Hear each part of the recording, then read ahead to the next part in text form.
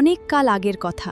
মেঘের রাজ্যে বাস করত বিশালাকায় দৈত্যরা। মানুষ জাদুর সাহায্যে তাদের আটকে দেয়, কিন্তু তারা জানত না একটি বীজই সেই পুরনো দরজা খুলে দিতে পারে। অনেক কাল আগের কথা।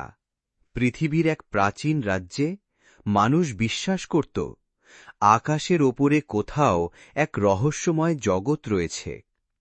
সেই জগতে বাস করে বিশালাকায় কিছু দৈত্য।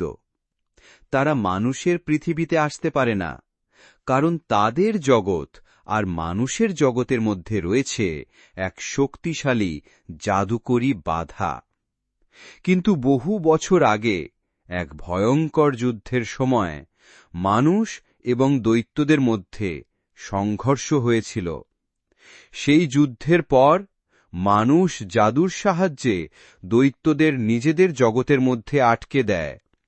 রাজ্যের মানুষ ভেবেছিল দৈত্যদের যুগ চিরতরে শেষ হয়ে গেছে, কিন্তু তারা জানত না একটি ছোট্ট জাদুর বীজই একদিন সেই পুরনো দরজা আবার খুলে দিতে পারে। এই রাজ্যের এক সাধারণ গ্রামে বাস করত এক তরুণ।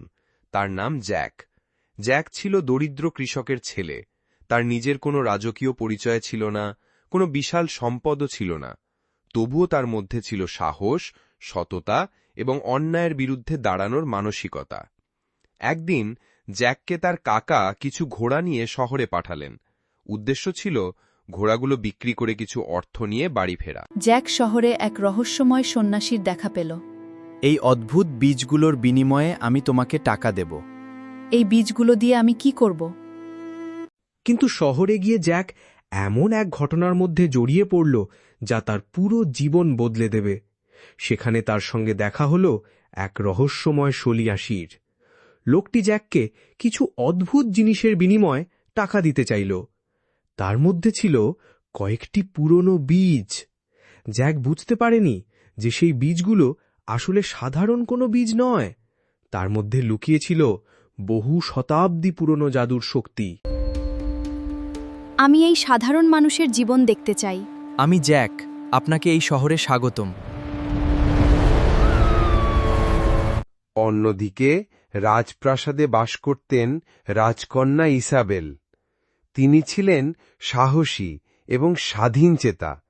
রাজকীয় জীবন তার ভালো লাগত না।